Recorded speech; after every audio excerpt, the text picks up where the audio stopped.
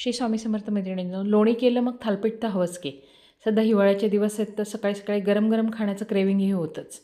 मग आज सकाळी लोणी केलं होतं म्हणून पर्पजली सगळी पिठं घेतली. गव्हाचं जास्त घेतलं 1 कप आणि बाकीचे सगळे अर्धे कप. ज्वारीचं, बाजरीचं, डाळीचं आणि नागलीचं.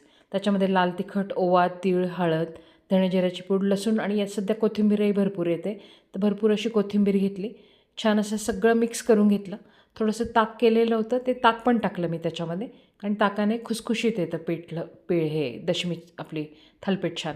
आणि छान असं सरसरीत पीठ मळून घेतलं आणि थोडं 1-2-3 मिनटं ते पीठ मुरवू द्यायचं आणि मग छान असं एकसारखं फडक्यावर पातळ असं थालपीठ थापायचं. त्याला छिद्र पाडायची आणि शक्यतो लोखंडी तवा असेल ना तर लोखंडी तवाच घ्यायचा.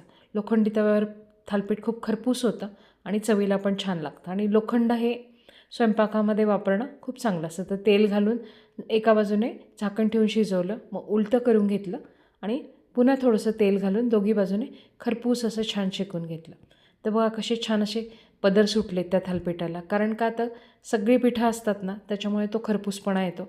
नुसतं गव्हाचं आणि ज्वारीचं घातलं तर एवढा क्रिस्पीनेस येत नाही. म्हणून शक्यतो असतील तेवढी पिठं घरामध्ये तेवढी घालायची. ज्वारीची, बाजरीचं, गव्हाचं, डाळीचं, नागलीचं, कुळीदाचं, मुगाचं जरी असेल तर ते सुद्धा घालायचं, कारण त्याच्याने प्रोटीन कंटेंट वाढतं.